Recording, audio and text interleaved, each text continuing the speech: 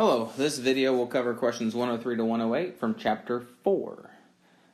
Question 103. Mr. Saxon is concerned about his students' scores on the last math test and also concerned about the number of students looking tired in class. He decides to see if there's a relationship between the number of tired or sleepy behaviors a student exhibits and their test score. He has his assistant observe 10 students and count the number of tired behaviors during 1 week of class.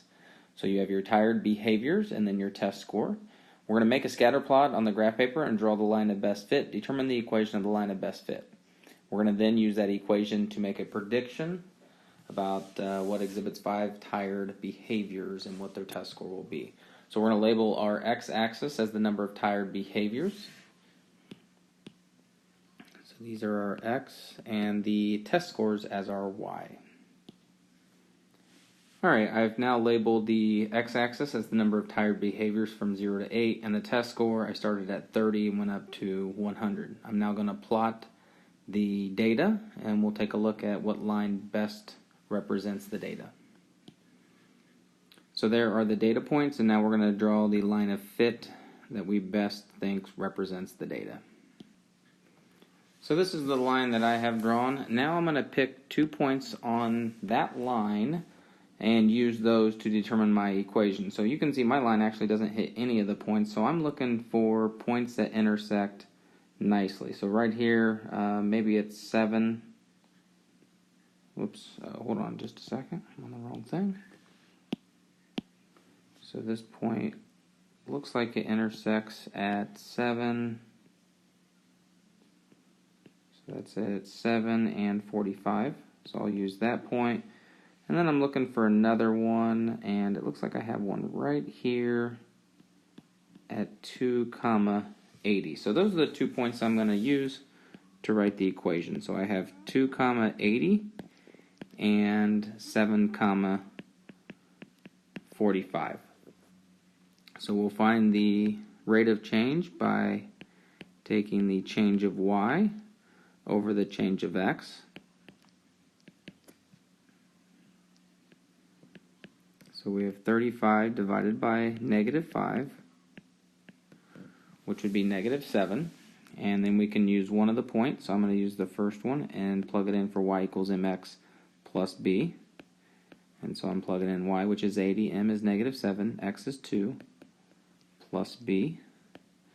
So 80 is equal to -14 plus b. Add 14 to the other side, and we get b equals 94. So the equation that we have, or at least from what I have on here, is y is equal to -7x plus 94. So that's my line of best fits equation. Yours might look slightly different, but it should be close to -7 as your rate of change and your y-intercept as 94. Now on Part B, it says use your equation from Part A to estimate the test score of a student who exhibits 5 tired behaviors. So we're going to look at plugging in 5 for my x value into this equation, and we'll see what their estimated test score would be. So we got y is equal to -7 times 5, that's your input, plus 94. So -7 times 5 is 35. 35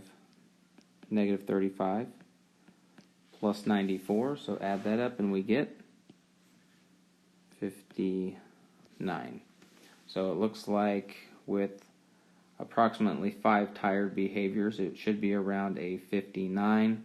And on my line, it's right around there. If you look at it, 5, let me change colors here, 5 intersects that line right below 60, which is at 59. So I'm getting approximately 59 on the test score for Part B. So let's answer that question. So if a student exhibits 5 tired behaviors, we estimate the student will score approximately a 59% on their test. Question 104. 30 coins, all dimes and nickels, are worth $2.60. How many nickels are there? So we need to set up an equation, but before we do that, we need to identify what variables we need. There are dimes and nickels, so let's let D equal the number of dimes, and we'll let N equal the number of nickels. So those are the two things we don't know. We do know there's 30 coins total, so if we take the number of dimes plus the number of nickels, we should get 30. And we also know it's $2.60. So I'm going to change $2.60 to 260 cents. That way we don't have to use decimals. And dimes are 10 cents, so 10 times the number of dimes. Nickels are 5 cents, so 5 times the number of nickels should equal 260 cents. So I changed mine to cents. If you left it in dollars, it would just be 0.10D plus 0.05N is equal to 2.60. This one is set up for elimination. You have all your variables on the left side. You could also substitute, but you would have to solve for D or N, and that first equation would be the easiest. I'm going to go ahead and multiply by -5. That way my ends will be opposite of each other and we can add them. So I'm going to put a line to separate my two equations here and rewrite them. So this would be -5D minus 5N is equal to -150. And then the second equation just stays the same. And we'll add that up. We get 5D. The ends cancel, and then -150 plus 260 would be 110. And if we divide by 5, D is equal to 22. So it looks like we have a total of 22 dimes. The question, though, says how many nickels are there? So if we're looking for how many nickels, then we need to plug that back into our equation. I think the easiest one to plug it back into would be the total number of coins. So 22 plus N is equal to 30. Subtract 22, and we get 8 nickels. All right, so how many nickels are there? There are 8 nickels. And then that answers the question. And so that is it for that question. 105, multiple choice. Martha's equation has the graph shown at the right. Which of these are solutions to Martha's equations? Remember that more than one answer may be correct. So we're really just looking to see if any of these points fall on the line. So I'm going to plot them, and then we'll see if they fall on the line. So -4, -2. So 1, 2, 3, 4. So -4, -2. That point looks like it falls on the line, so I would say that is a solution. On the next one, we have -1, 0. So -1, 0, which would be right here. That point appears to fall on the line as well. So A and B are both solutions. 0 and 1, that's the same thing as the ordered pair 0, 1. So 0, 1, if you look, that would be right up here, and it looks like it just misses the line. So that one does not appear to be a solution. And then 2, 2. If we go over 2 and then up 2 right there, that appears to be on the line as well. So it looks like our answers are A, B, and D. Question 106. Copy and complete the table below, then write the corresponding rule. So if I look at my table, we have an in and out, we have an X and a Y. The table doesn't seem to really have any patterns because the X values are all over the place. So we could rewrite the table so that it goes in order. That could be helpful. We don't have to complete the table first. Based on the directions, it almost sounds like we have to complete the table first, but I think I'd rather write the rule first. We have 3 points. We only need 2 to find the slope, and we also have something even maybe a little bit more important is the Y-intercept. So we already know what the starting value is. We just need to know what that rate of change is. So I'm going to do that with the point -318 and 0, 3. So my delta Y over my delta X, this is my slope. So 18 minus 3 and -3 minus 0. So 15 divided by -3 is -5. So we can write the equation because now we have the slope and the Y-intercept. So Y is equal to -5x plus 3. So that's answering this part, which is the rule. Now we can plug in all these x values and solve for y. So if I wanted to know what 10 was, I could say y is equal to -5 times 10 plus 3. So that's -50 plus 3 is -47. If I then want to know what 6 is, y equals -5 times 6 plus 3. So -30 plus 3, -27. And we can just kind of keep going. Y is equal to -5 times 7 plus 3. So -35 plus 3 is -32. And and then we plug negative 10 in, and we get 50 plus 3 is 53.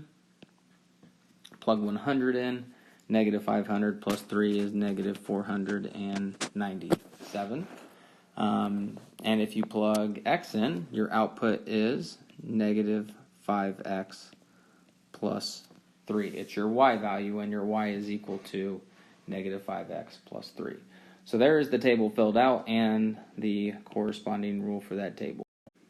Question 107. Simplify each expression in parts C and D. Write your answer using scientific notation. So it looks like we're getting back to some properties of exponents. So 2 to the third times 5 to the negative second. Those bases are different, so we're just going to take 2 to the third, which is 8.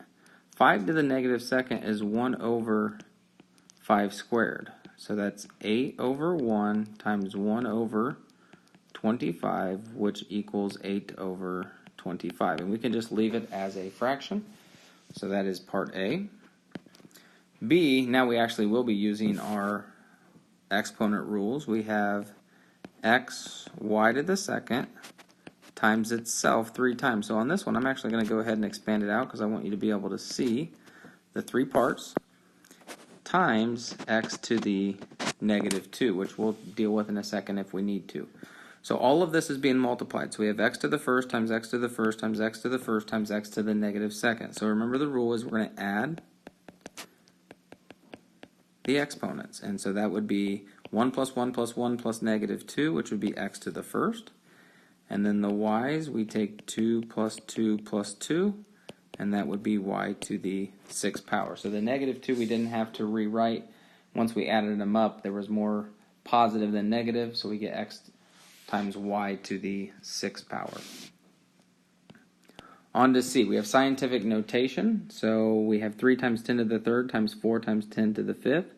So this is where we can take the 3 times the 4, and then we can also take the 10 to the third times 10 to the 5th, since they have the same base. 3 times 4 is 12.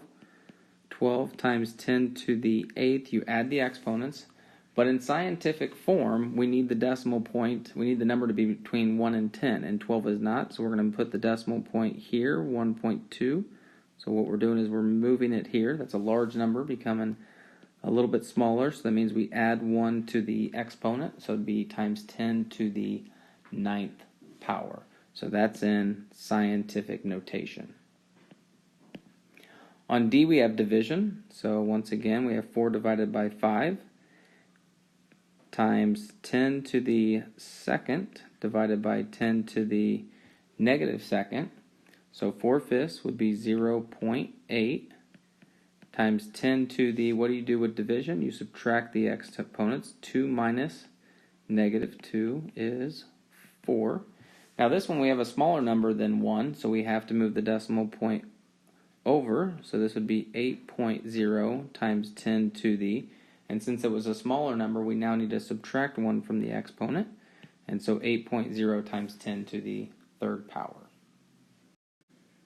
And on question 108, use the variable x, write an equation that has no solution. Explain how you know it has no solutions. Alright, so using the variable x, write an equation that has no solution. So when it has no solution, we know the end result must be something that is not equivalent, and the x's are going to cancel out. So I could just build backwards from this. There's a lot of different things we can put in. We can put just a plus a 2x and plus a 2x because those would cancel out. We could throw in the distributive property if we wanted to. We could add some multiple things here. We could add 1 and add, as long as they're not equivalent, we can add 6. So you can do a lot of different things, but what you're looking for in the end is when you subtract your variables, they cancel out, and in this case 9 would be equal to 5, which is not true. 9 is not equal to 5, so therefore there are no values of x that would make this equation true, and that's a no solution. So you can have a lot of different variations of this, but in the end what you're looking for is the variables to cancel out, and you're left with a false statement so that it would be a no solution.